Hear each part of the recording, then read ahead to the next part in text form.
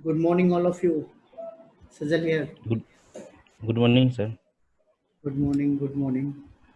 तो हम लोग आज हैं G+1 building design using AutoCAD and StaadPro class के लिए, राइट?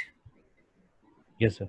Yes, sir. तो बेसिकली ये जो हमारा क्लास है, ये क्या रोल प्ले करता है, कैसे कैसे इसके अंदर क्या क्या हम लोगों का जो प्रोसेस है, जब हम लोग कभी भी डिज़ाइन करते हैं, एनालिसिस करते हैं, या मान लीजिए जर्नल क्वेश्चंस रहता है इंजीनियर्स का, जब कभी भी हम लोगों का रहता है कि नहीं, अभी हम लोग सिविल इंजीनियर हैं तो हमें प्लानिंग करना है। बहुत सारे लोग आते हैं, क्वेश्चन भी पूछते हैं कि बताइए सर, मतलब आप तो अभी सिविल इंजीनियर हैं, कैसे प्लानिंग करेंगे? तो आई होप सो कि आप लोग ये अपना बेस्ट देंगे। तो इस सेशन के बाद जो आपका ये सेशन है, जो क्लासेस है, इस क्लासेस के बाद एक आप बोलते हैं कंप्लीट एक पैकेज बन के तैयार हो जाएंगे और एक सेल्फ डिपेंडेंट रोल प्ले कर सकते हैं मार्केट के अंदर। ये one of the best training है सिविल सेंटर का, जो हम लोग को एक बोलते हैं ना कि एक सेल्फ डिपेंडेंट एक आइडेंटिटी प्रोवाइड करता है कि हम लोग कुछ कर सकते हैं और अपना भी कुछ स्टार्ट कर सकते हैं। तो बेसिकली इसमें क्या क्या कवर होगा, क्या क्या होगा, उन सब चीज़ों के ऊपर हम लोग डिस्कशन करेंगे। तो वन बाय वन मैं मूव ऑन करूँगा। तो जैसा कि आप लोगों को बताया भी गया है कि इस ट्रेनिंग के अंदर जो कवर होगा हमारा, वो बेसिकली जो पार्ट रहेगा वो आपका रहेगा कि आपका क्लाइंट डीलिंग, उसके बाद आपका प्लानिंग का पार्ट जिसमें वास्तु कंसिडरेशंस, जो हमारा पोजिशंस हैं, कॉलम के ओरिएंटेशंस हैं, उसके बारे में। आफ्टर दैट आपका था ड्राफ्टिंग। ड्राफ्टिंग के बाद आपका आता है कि स्टैड में डिज़ाइन, उसके बाद मैनुअल डिज़ाइन, उसके बाद मैनुअल आपका जो है वो आपका, उसके बाद मैनुअल डिज़ाइन, मैनुअल डिज़ाइन के बाद जो आएगा वो आपका होगा कि आपका जो जो ड्राइंग का वर्क है वो आपका कराएंगे यहाँ पर। तो बेसिकली इसको जो है मैं, जो कंटेंट है हमारा, उसको ग्रुप में दे दिया जाएगा, आप लोग देख लेंगे। बट मेन चीज क्या है कि हम लोग इसमें जो कवर करने वाले हैं वो 4 फेजेस हैं। 4 फेज में हम लोग इसको कवर करेंगे। वो 4 फेज क्या है? पहला है कि हमारा क्लाइंट जो इंटरेक्शन है, क्लाइंट इंटरेक्शन फर्स्ट फेज है हमारा। सेकेंड फेज जो है हमारा है वो प्लानिंग। सेकेंड फेज हमारा प्लानिंग है। और उसके बाद जो हमारा थर्ड फेज है, प्लानिंग के अंदर ही हमारा ड्राफ्टिंग पार्ट आएगा। उसके बाद जो है आपका थर्ड फेज जो है वो है आपका डिजाइनिंग। डिजाइनिंग फेज जो है थर्ड है। उसके बाद फोर्थ फेज जो है उसका ड्राइंग, जो डिजाइन करेंगे उसका हम लोग का ड्राइंग जो होगा, स्ट्रक्चरल ड्राइंग जो हम लोग प्रिपेयर करेंगे, वो हमारा लास्ट फेज होगा। तो मैं पहले आपको आउटपुट्स दिखाता हूँ कि हम लोगों का जो ट्रेनिंग से आउटपुट्स निकलेगा वो आउटपुट एग्जैक्टली कैसा रहेगा। उसके बाद हम लोग स्टार्टिंग से मूव ऑन करेंगे, ठीक है? पहले फेज के ऊपर मूव करेंगे, फिर हम लोग सेकेंड फेज के ऊपर मूव करेंगे, एंड सो ऑन। ऐसे ही हम लोग आगे बढ़ते जाएंगे। तो चलिए मैं आपके साथ शेयर करता हूँ। स्क्रीन आप लोगों को दिख रहा होगा, आई होप सो। जैसा कि मैं आप लोगों को बताया कि प्लानिंग, जैसे कि आप यहाँ पे प्लान देख रहे होंगे, ये आपका जो इसका डायमेंशन है 30 फीट बाई आपका अराउंड 54 फीट का लेंथ है। विड्थ हमारा 30 फीट है और जो विड्थ है वो 50, लेंथ जो है वो 54 फीट है। तो ये जो प्लान आपका बना है, ऐसा प्लानिंग आप लोगों को खुद बनाना है। जो आपका फाइनल आउटपुट है, ये आपका फाइनल आउटपुट है जिसको आपको खुद ही ड्राफ्ट करना है। हम लोग ये कैसे, कहाँ इस तक कैसे रीच करेंगे, इसको कैसे प्लान करेंगे, कैसे थिंक करेंगे, वो चीज हम लोग डिस्कशन करेंगे और उसको सॉर्ट आउट भी करेंगे, ठीक है? तो ये हमारा पहला आउटपुट है। उसके बाद ये आपका ग्राउंड फ्लोर था, फर्स्ट फ्लोर है। आफ्टर दैट आपका आता है कि आपका जो स्ट्रक्चरल ड्राइंग है, स्ट्रक्चरल ड्राइंग आप लोग यहाँ पे देख पा रहे होंगे। यहाँ पे आप देख पा रहे होंगे कि आपका जो है फाउंडेशन लेआउट है, उसके बाद प्लिंथ बीम लेआउट है, फिर बीम लेआउट है, फिर आपका फाउंडेशन डिटेल है। यहाँ पे आपका जो है टेबल्स है, कॉलम की, बीम की, फुटिंग का शेड्यूल है। फिर आपका जो आता है प्लिंथ बीम का शेड्यूल है। फिर लॉन्गिट्यूडनल सेक्शन स्लैब का है। उसके बाद आपका बीम्स का लॉन्गिट्यूडनल सेक्शन है। तो बेसिकली ये कैसे फाइंड आउट होता है, कहाँ कहाँ से डाटा हमको कैसे कलेक्ट करना है और कौन सा डाटा हमारा प्रैक्टिकल यूज में होता है। प्रैक्टिकल यूज के लिए जो डाटा हमको चाहिए होता है वो कहाँ से फाइंड आउट होगा, this is the most important. तो उस चीज को जो है हमको ध्यान रखना है। तो ये चीज जो है आपका आउटपुट है। इस ट्रेनिंग का जो आउटपुट है वो ये दो पार्ट है, पहला आर्किटेक्चरल ड्राइंग, दूसरा आपका स्ट्रक्चरल ड्राइंग। तो ये दोनों आउटपुट है आपका इस ट्रेनिंग का, जो हम लोग 30 डेज में कवर करेंगे, सॉरी 30 आवर्स के अंदर कवर करेंगे। डेज ये आपके 25 भी हो सकते हैं, 26 भी हो सकते हैं, बट हमारा जो आवर्स रहेगा वो 30 आवर्स रहेगा। तो बेसिकली जो यहाँ पे हम लोग करने वाले हैं या जो चीज जानने वाले हैं, जैसा कि मैंने आप लोगों को बताया कि हमारा जो फर्स्ट फेज होता है, वो फर्स्ट फेज जो है वो है आपका क्लाइंट इंटरेक्शन, राइट।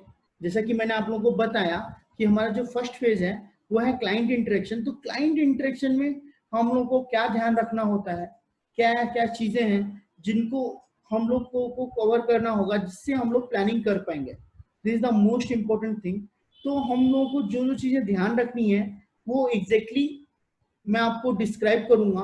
तो आई होप सो आप लोग आज पेन और पेपर नहीं कैरी करके आए होंगे, बट नेक्स्ट टाइम से जब आप लोग क्लास में रहिएगा तो प्लीज पेन और पेपर जरूर कैरी करिए, क्योंकि जो भी डिस्कशन होगा उसमें से कुछ कुछ पॉइंट्स जो हैं मैं नोट डाउन करने के लिए बोलूंगा, क्योंकि आज मैं बोल दे रहा हूँ, कल आपके पास वो चीजें नहीं रहेंगी। और ये चीजें जो है आपको कहीं पे बुक में नहीं मिलेंगी। जितना भी डिस्कशन हम लोग का यहाँ पे होगा वो डिस्कशन जो है कभी भी आपको बुक्स में नहीं मिलेगा। This is the most important thing. तो आप लोगों को जो है अपने साथ नोट्स कॉपी जो है नोट्स जो है उसको कैरी करना है। तो चलिए मैं आज का सेशन स्टार्ट करता हूँ, ज्यादा टाइम नहीं हम लोग वेस्ट करते हैं। तो बेसिकली जो हम लोगों का मैंने जैसे आपको बताया था हमारे 4 पार्ट्स हैं। 4 पार्ट में मैंने इस ट्रेनिंग को डिवाइड किया है। पहला फेज जो है वो है हमारा क्लाइंट इंटरेक्शन, दूसरा फेज जो है वो है आपका प्लानिंग, तीसरा फेज जो है वो डिजाइन, और थर्ड फेज जो है वो है ड्राइंग। तो बेसिकली जो हमारा फर्स्ट फेज है क्लाइंट इंटरेक्शन। तो क्लाइंट इंटरेक्शन जो है उसको मैं एग्जांपल लेके स्टार्ट करता हूँ। जैसा कि मैं बोला हूँ कि आप लोगों के साथ जो भी डिस्कशन होगा वो टोटली प्रैक्टिकल होगा। तो मैं एक एग्जांपल लेता हूँ। जैसे मान लीजिए आप कंसल्टेंट हैं, just assume you are consultant. तो आप कंसल्टेंट हैं, मैं आपके पास आया बोला कि सर मुझे एक प्लान चाहिए। तो आपके क्वेश्चंस क्या रहेंगे? मैंने बोला मुझे एक प्लान चाहिए। तो जनरली क्वेश्चंस क्या रहते हैं, किस हिसाब से रहते हैं? किसी भी प्लान को बनाने के लिए आपके क्वेश्चंस क्या रहने चाहिए जिससे आपको थिंक करने के लिए इजी हो कि नहीं यार इसका ये रिक्वायरमेंट्स है और ये इस मतलब जगह से बिलोंग करता है, या ये ऐसा ऐसा स्टैंडर्ड्स है, तो इसके हिसाब से प्लान होना चाहिए। अभी जैसे मान लीजिए मैं एक एग्जांपल और देता हूँ कि मान लीजिए कि आपने कुछ प्लान बनाया और मैंने बोला कि मुझे पसंद नहीं आ रहा है, आप जो बना रहे हैं आप क्या दे रहे हैं मुझे, सब बकवास है।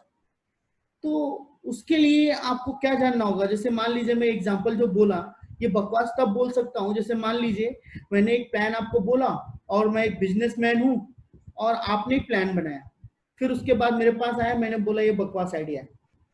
तो आपको प्रोफेशन वाइज जो है चूज करना पड़ेगा कि जो आपका क्लाइंट है वो किस प्रोफेशन में है। This is the most important, क्योंकि थिंकिंग लेवल जो है वहीं से जनरेट होता है। जैसे मान लीजिए एक टीचर है उसका थिंकिंग लेवल अलग रहेगा, एक पॉलिटिशियन है उसका थिंकिंग लेवल अलग रहेगा, एक बिजनेसमैन है उसका थिंकिंग लेवल अलग रहेगा, एक सॉफ्टवेयर इंजीनियर है उसका थिंकिंग लेवल अलग रहेगा, एक सिविल इंजीनियर है उसका थिंकिंग लेवल अलग रहेगा। राइट और रॉन्ग? मैं सही बोल रहा हूँ या गलत बोल रहा हूँ? Yes sir. तो बेसिकली जो है आपका जितना भी पार्ट है वो आपको डिफाइन करना है कि आपको एग्जैक्टली उससे जानना क्या है। जैसे कि मान लीजिए आप कंसल्टेंट है, मैं आपके पास आया हूँ, मैं बोल रहा हूँ सर मुझे प्लान चाहिए, या मुझे मुझे मेरा घर बनवाना है तो उसके लिए प्लान चाहिए। तो आप लोग बताइए क्या लगता है आपके क्या क्वेश्चंस होने चाहिए? फिर मैं कुछ कुछ करेक्ट करूंगा और एक राइट आपको जो है अप्रोच दूंगा। सर आपके घर में कितने मेंबर है, पहला क्वेश्चन तो ये। ओके, आपके घर में कितने मेंबर्स हैं? ओके ओके और आपने प्रोफेशन का बोला, मतलब कि प्रोफेशन से बिलोंग करता है वो, उसके ओके अकॉर्डिंग। ओके। और क्या क्वेश्चन हो सकता है?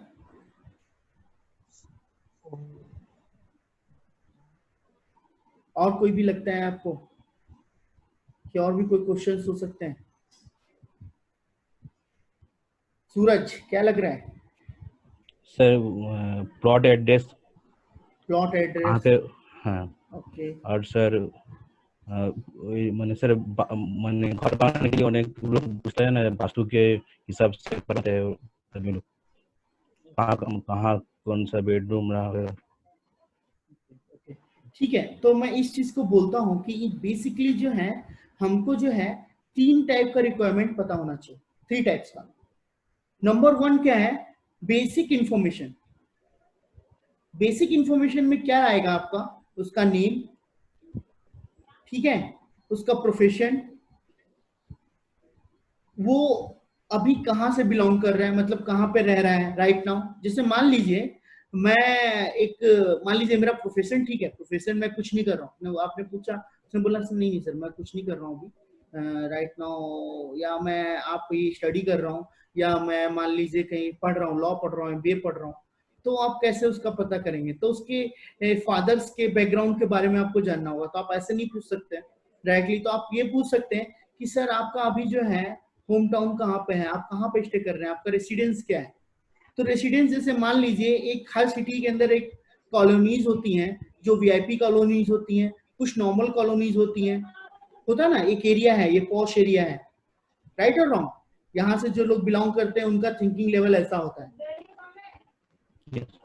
जो मैं बोल रहा हूँ आपको समझ में आ रहा है? तो बेसिकली मेरा ये यस कहना है कि आपका जो है आपको ये पता करना होगा कि उसका जो राइट नाउ प्रेजेंट रेसिडेंस है वो कहाँ पे है, उसका प्रेजेंट रेसिडेंस कहाँ पे है वो आपको जानना होगा।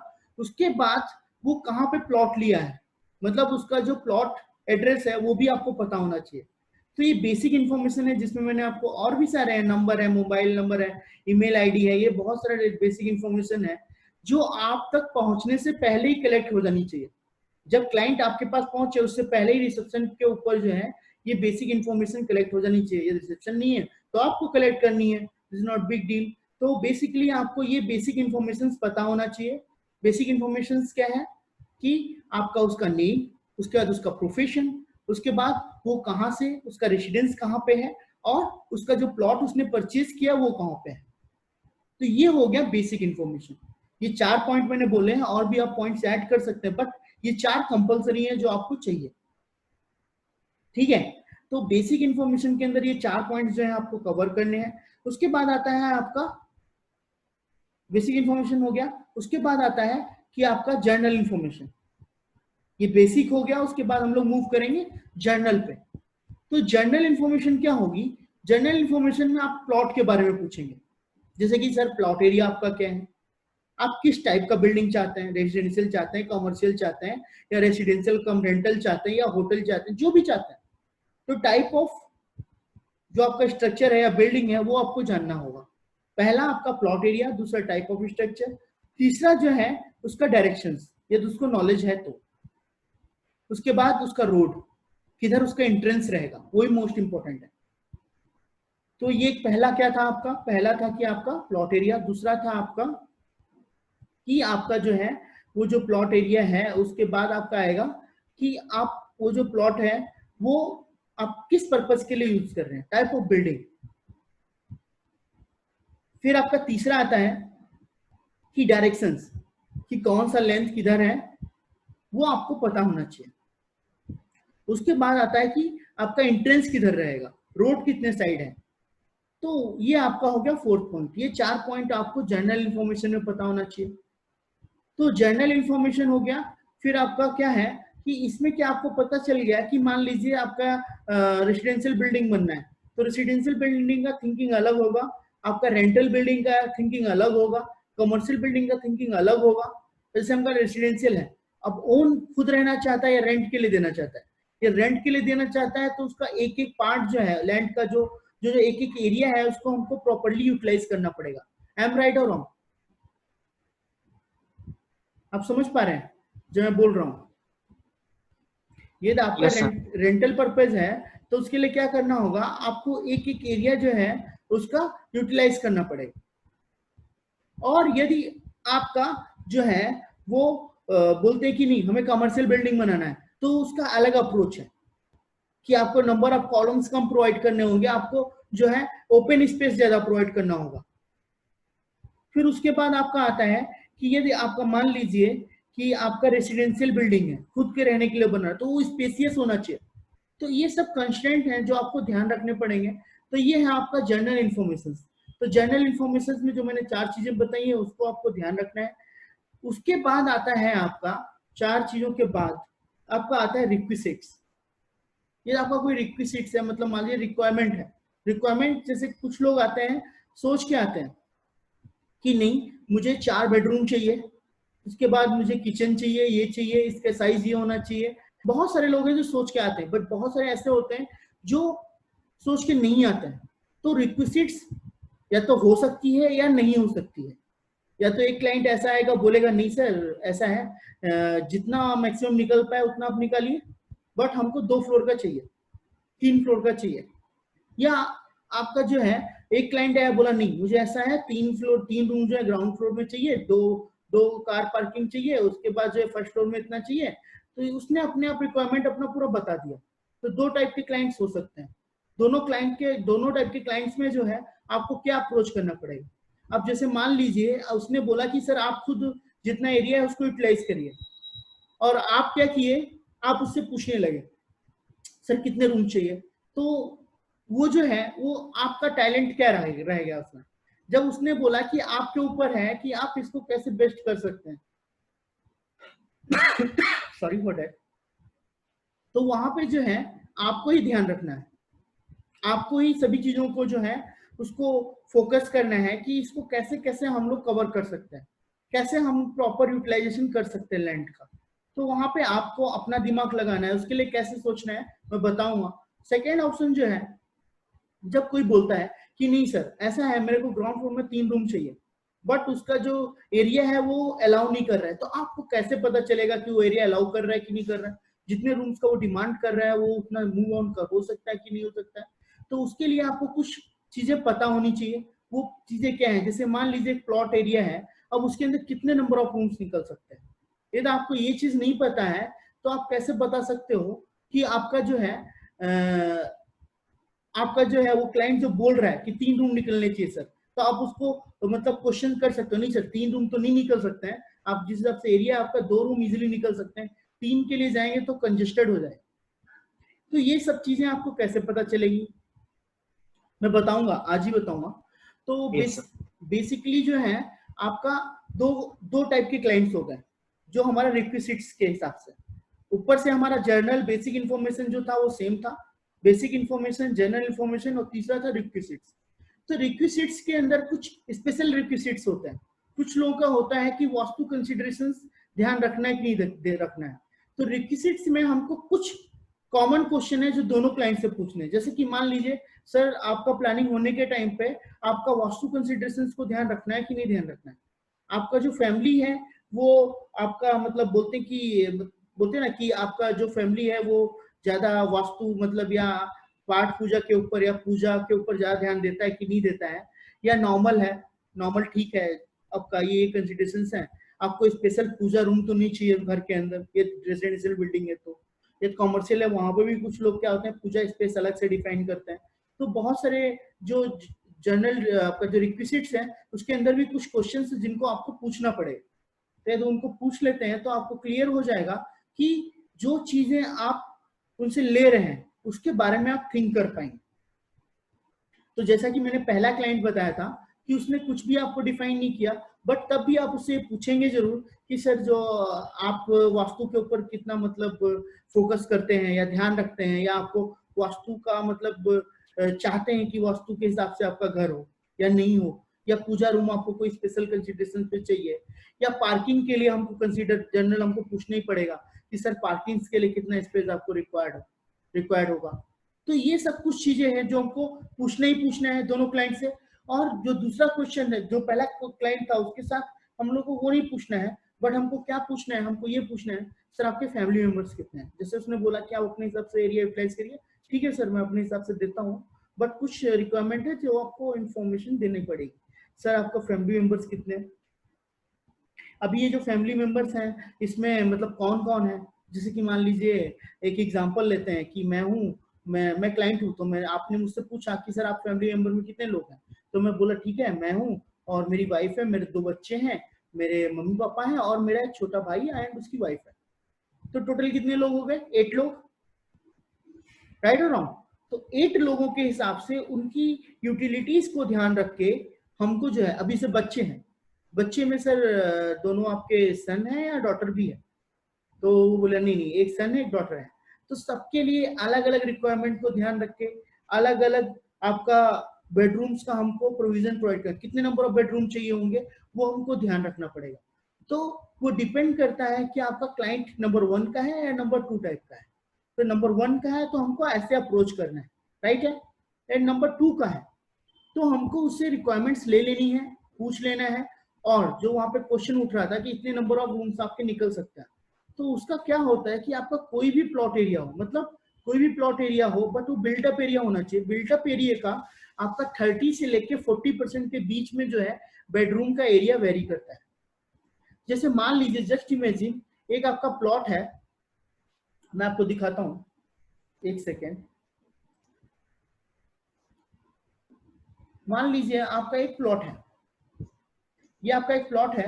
अभी इस प्लॉट के अंदर जो है ये डायमेंशन जो है आपका है 40 फीट का और ये डायमेंशन है 50 फीट का।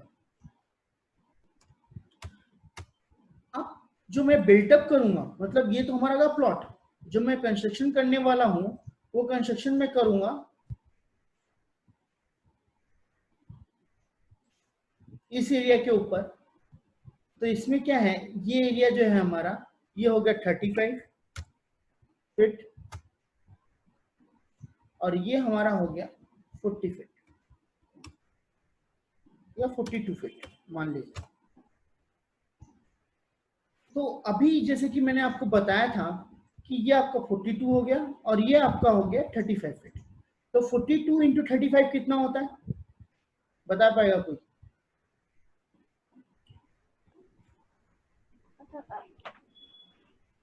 फोर्टी टू इंटू 35 कितना होता है? 1470। 1470। 1470 ये आपका बिल्टअप एरिया है। इसका 30% मतलब 1441 मतलब 441 स्क्वायर फीट आप जो है बेडरूम्स के अंदर बहुत इजीली यूज कर सकते हैं। वहां से लेके आपका 40% तक मतलब 588, मतलब आप मान लीजिए कि 450 लेके 550 स्क्वायर फीट जो है आप रूम्स के लिए यूज कर सकते हैं। तो इस अब बताइए इस प्लॉट के अंदर कितने रूम्स निकलेंगे, कैसे बताएंगे? जैसे कि मैंने बताया कि 30 से 40% आप जो है एरिया यूटिलाइज कर सकते हैं। तो आपका एक एरिया जो एक जो आपका रूम है उसका डायमेंशन क्या होता है? जनरली आप ले लीजिए 12 इंटू 12 मतलब 144 या 150 पकड़ सकते हैं हम लोग एक रूम का area, right Ajit? Yes sir. या आप पकड़ लीजिए कि 150 जो है हमने जो है एरिया पकड़ा है। अब 150 हमने एरिया लिया है, अभी हमारा 40% जो था 30% जो था वो था 450। तो कितने रूम्स निकलेंगे? एक रूम जो है 150 एरिया कवर करता है और हमारे पास स्पेस है 450। 3 रूम्स। 3 रूम्स। सिंपल है, सिंपल है ना? तो हमसे कोई भी ये जाता है हमसे बोलता है मेरा प्लॉट ये है, तो उसका 30 से 40% जो है हम लोग एरिया जो है वो फाइंड आउट कर सकते हैं, उसके अंदर हमारा बेडरूम जो है प्रोवाइड हो सकता है। तो जो बात मैं ये बोल रहा हूँ ये सही है या गलत है, कैसे पता चलेगा? तो इसके लिए आपको एक टास्क देता हूँ, वो आप लोगों को करके आना है। मैं टास्क दे देता हूँ, उसके बाद मैं आगे बढ़ूंगा। ये चीज क्लियर हुई जो मैंने बोली अभी? जो मैंने अभी तक बोला है वो चीज क्लियर है? सर ये रूम कैसे फाइंड आउट करेंगे, कितना आएंगे सर, एक बार वापस रिपीट कर दीजिए। Number of room find out कैसे करेंगे या रूम का साइज कैसे फाइंड आउट करेंगे? सर आप अभी बता रहे थे ना 30%, मतलब समझ में नहीं आया थोड़ा। अच्छा वो मैं बोल देता हूँ। देखो जैसे मान लो ये मेरा प्लॉट है, अभी जो कंस्ट्रक्शन होगा मेरा वो इस एरिया में होगा 35 फीट बाई 42 फीट में। इतना समझ में आया? हमारा जो कंस्ट्रक्शन होगा 35 फीट बाई 42 फीट में होगा। ये हमारा ये हमारा बिल्टअप एरिया है। तो बिल्टअप एरिया का 30 से 40%, मतलब बिल्टअप का 30% मतलब कितना, मैं लिख देता हूं,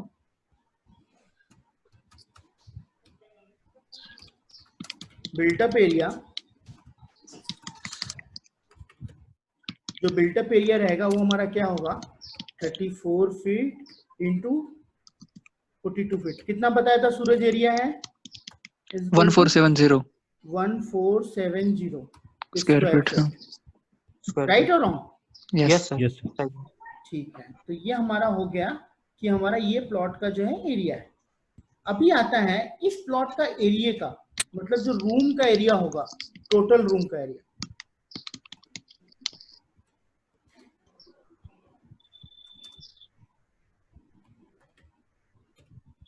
जो टोटल रूम एरिया होगा वो क्या होगा, is equal to 30% of built up area.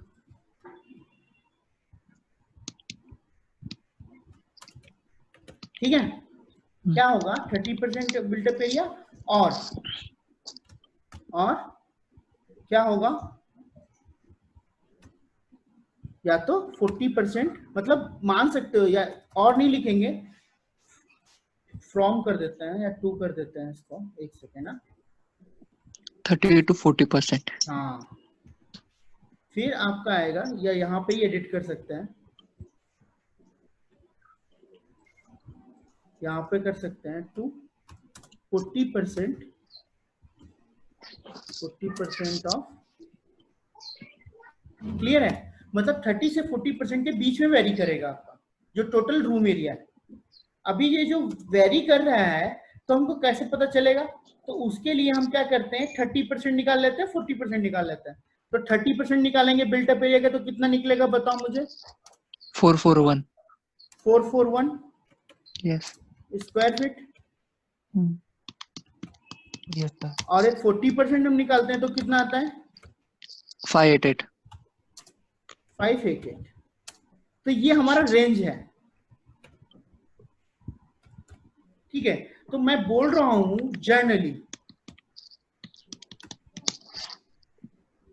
Generally जो है हमारा रूम साइज जो होता है वो 14 फीट 12 फीट इंटू 12 फीट होता है, राइट और रॉन्ग? राइट। तो इसका एरिया कितना हो गया, इज इक्वल टू 144। 144। इसको हम लोग अप्रोक्सीमेटली क्या कर सकते हैं, 150 ले सकते हैं। Yes sir. तो अब बताइए 150 जो है, अभी इसके अंदर मुझे पता करना हो कितने रूम निकल सकते हैं। 30% में 2.94, इसका मतलब 3 रूम्स निकल सकते हैं। 3 पॉइंट समथिंग निकलेंगे मैक्सिमम में भी लोगे तो, यस समझ पा रहे हो ना? यदि Yes, sir. मैक्सिमम भी लेते हो तो 600 होना चाहिए था, 600 तो है नहीं यहाँ पे। तो हमारा 3 रूम जो है निकल सकते हैं इजिली। यस। तो मेरा यही कॉन्सेप्ट था कि हम लोग, अब कोई भी प्लॉट एरिया हो मेरा, अब मान लो मेरा एरिया है 5000 स्क्वायर फीट, तो 5000 का 30% कितना हुआ, 1500। यस। तो 1500 में कितने रूम निकल सकते हैं, 10 रूम निकल सकते हैं, यस यस सर। राइट और wrong? Yes. Yes sir. Yes तो अभी आपको कोई भी एरिया बोले, हम निकाल बता सकते हो कितने रूम निकलेंगे। Yes sir. हाँ, दैट्स द। यस सर तो बट ये जो मैं बोल रहा हूँ ये सही है या गलत है, कौन बताएगा? ये जो मैं आपसे बोला इसको चेक कैसे करेंगे, जो चीज मैं बोल रहा हूँ ये सही है या गलत है, कैसे चेक करेंगे? उसके लिए आपको क्या करना होगा, एक टास्क करना होगा। उस टास्क को आप लोग करेंगे, आपको खुद पता चल जाएगा कि सजल सर जो बोले हैं वो राइट है या रॉन्ग है। Yes sir. आप लोग रेडी हैं टास्क के लिए? Yes yes sir. सर। ठीक है, चलिए मैं आपको शेयर करता हूँ, टास्क को शेयर करता हूँ, कैसे आपको क्या टास्क करना है। टास्क कुछ ऐसा है, आपको कहाँ जाना है, गूगल में जाना है। गूगल में जाके क्या सर्च करना है, गूगल में जाके आपको सर्च करना है 2D floor plan, 2D floor plan. Okay. या प्लान लिख दीजिए, बिल्डिंग प्लान लिख दीजिए कोई।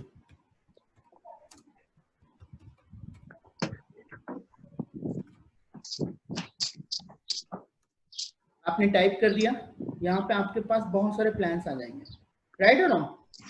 राइट। Right sir. अभी देखिए यहाँ पे बहुत सारे प्लान्स आ गए, तो आपको क्या करना है, ये एक प्लान है, जैसे मान लीजिए आपको दिख रहा है, यस सर। ये प्लान है। अब इसके अंदर रूम का एरिया आपको है, जिसके अंदर रूम का एरिया मिल जाए, और आपका total plot area, yes sir. Total room area plus total plot area, plot area.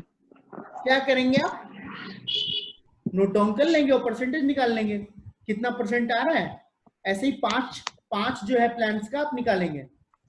सब लोग क्या करेंगे, क्या टास्क है, आप क्या करेंगे, टोटल प्लॉट एरिया लिखेंगे, टोटल रूम एरिया लिखेंगे। अब रूम एरिया के अंदर कौन कौन से रूम आएंगे, वो मोस्ट इंपोर्टेंट चीज है। रूम एरिया के अंदर वो रूम्स आएंगे जिसके पीछे रूम लिखा होता है, जैसे बेडरूम हुआ, पूजा रूम हुआ, ड्राइंग रूम हुआ, स्टोर रूम हुआ, स्टडी रूम हुआ, गेस्ट रूम हुआ। क्लियर है? Yes sir. तो इन सभी रूम्स को जो है आपको टोटल करना है। जैसे मान लीजिए ये आपका जो है एक प्लान है, अभी इसका टोटल प्लॉट एरिया मैंने निकाल लिया। फिर उसके बाद यहाँ पे देखिए क्या है, एक किचन है, एक बेडरूम है, एक मास्टर बेडरूम है। तो इन दोनों का मैं एरिया टोटल कर लिया। ड्राइंग रूम है कहीं पे, ये लिविंग रूम है, तो लिविंग रूम का भी मैंने एरिया कैलकुलेट कर लिया। ठीक है, अभी मैंने क्या किया, इन तीनों को ऐड कर दिया और टोटल प्लॉट एरिया से क्या किया, परसेंटेज निकाल लिया। कैसे निकालते हैं परसेंटेज, परसेंटेज का फॉर्मूला पता है तो बता देता हूं। परसेंटेज कैसे निकलेगा आपका, परसेंटेज निकलेगा, परसेंटेज हमको निकालना है तो हमारा निकलेगा is equal to total room area divided by total built up area या प्लॉट एरिया। ठीक है, इसको ब्रैकेट में बंद कर दो, इंटू 100। क्लियर है? Yes sir. Yes sir. तो ये निकाल सकते हो आप लोग। Yes sir. यदि ये पांच प्लॉट प्लान का निकालिए, देखिए मेरा जो डिजिट्स है जो मैं बोल रहा हूं वहां तक वेरी कर रहा है कि नहीं कर रहा है। यदि वहां तक वेरी कर रहा है तो I am right. Yes sir. ठीक है, यस सर। तो ऐसा आपको करना है। तो ये हो गया टास्क। तो अभी हम लोग कहां पे थे, जो हमारा सेकंड क्लाइंट था, सेकंड क्लाइंट के ऊपर थे। जो उसका क्वेश्चन था उस चीज को हमने कवर कर दिया है। राइट और रॉन्ग? हमारा जो क्वेश्चन था उसको हमने कवर कर दिया है। कि हमारा क्वेश्चन था, जैसे मान लीजिए वो आया आपके पास, बोला कि आपका 4 रूम्स हमको चाहिए, तो आप बता सकते हैं नहीं सर 4 रूम्स नहीं, आपके 3 रूम्स निकलेंगे। और सर आप बताइए साइजेस क्या चाहते हैं, तो साइजेस बोला मुझे ये साइज चाहिए, ये साइज चाहिए। ठीक ठीक सर, मैं इसको कंसीडर करता हूँ। क्लियर है सूरज? Yes sir. चलिए, तो हमारा जो है ये टास्क हो गया है।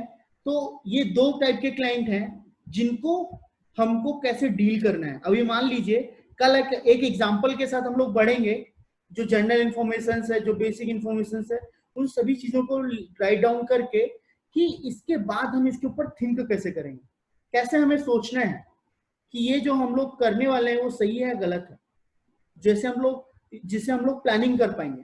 ठीक है, तो आई होप सो आप लोगों का आज का सेशन मुझे एंड करना है अभी थोड़ी देर में। यदि आप लोगों का कोई क्वेश्चन है या कुछ जानना है, जितना भी डिस्कशन अभी तक हुआ, तो पूछ सकते हो, अदरवाइज हम लोग सेशन को एंड करेंगे। हेलो सर अभी तो कोई क्वेश्चन नहीं है। ठीक है, बट जितना चीज बताया गया उतना समझ में आया है? Yes sir. जैसा कि हम लोग बोल रहे थे कि प्रैक्टिकली हम लोग मूव ऑन करेंगे, वैसा कर रहे हैं। Yes sir. ओके, सूरज यस सर। क्लियर है? तो है सर, क्लियर है सब सर। ओके, ललित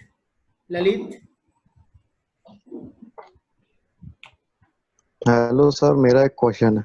हाँ अनिल बोलो, हाँ सर, जो अभी आपने एग्जांपल लिया थोड़ी देर पहले, हाँ तो वो सिर्फ बेडरूम्स के लिए लिया, जो 30 to 40% of total built up area, हाँ तो उसमें से बेडरूम निकल सकते हैं। लेकिन जो आपने अभी होमवर्क एग्जांपल के लिए दिया, हाँ तो उसमें सभी कंसीडर करने के लिए बोला ना, ऑल रूम्स, जिसमें लिविंग रूम भी आ जाएगा।